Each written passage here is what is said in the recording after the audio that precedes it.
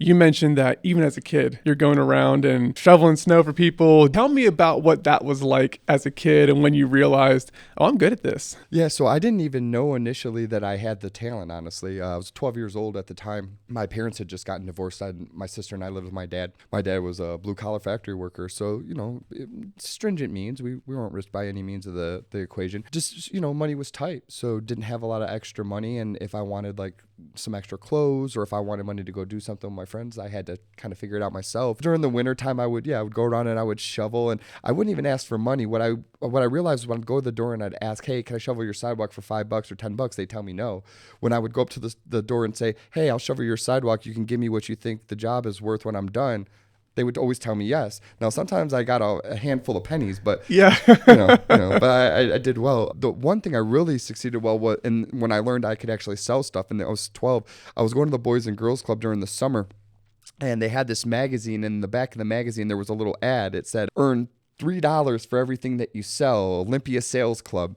And I ripped it out of Boys and Girls Club, I'm sorry. I ripped it out of the back of the catalog and I took it home and I called the 1-800 number and they sent me some catalogs, and then I called them back, or I sent them back and under my sister's name, got another set of catalogs. Love I it. had two, so I could leave some. I started realizing that the people wanted me to leave them sometimes, and when I'd leave my catalog and I only had one, I couldn't sell anymore. So that was one of the things I learned. But I would go to the doors at first and I would start pitching them off this little card that they gave me. It was a sales script, about 30 seconds. I timed it out one night, and it was I read it, and it would take me about 30 seconds, 25 seconds to get it out, and they'd slam the door on me within 10, 15 seconds of getting into this crap script that they had me do. Yeah. So I sat there one night and I'm like, man, I've been doing this for 4 days. I can't get anybody to even like look at the catalog. I got to try to figure out what I'm doing wrong. So I took their script and I just ripped it up and I said, I know I'm getting about 10 seconds to tell them what I'm doing.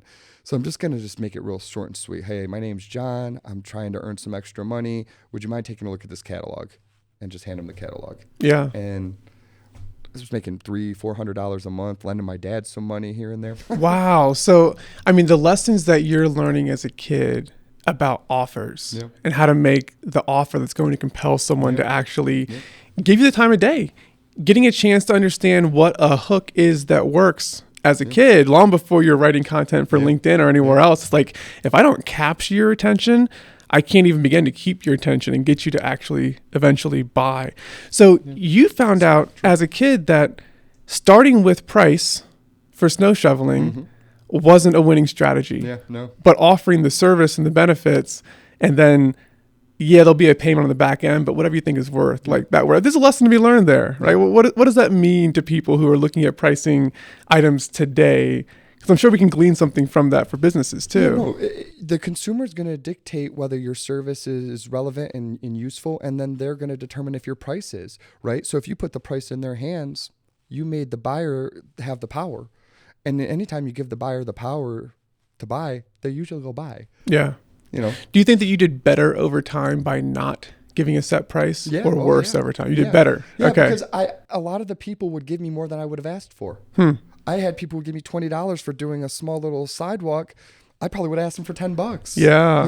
Isn't that interesting? Because sometimes we limit ourselves with our own beliefs of what we think the work that we're doing is worth. Yeah, we do. Instead of letting the customer decide what it's actually worth to them. Because it's fear-based, right? So you're hoping that you get the business. You want to go a little lower than you really think it's worth because you're hoping that will encourage them to do it. And in reality, a lot of times it's not. That doesn't really help. Yeah. Yeah.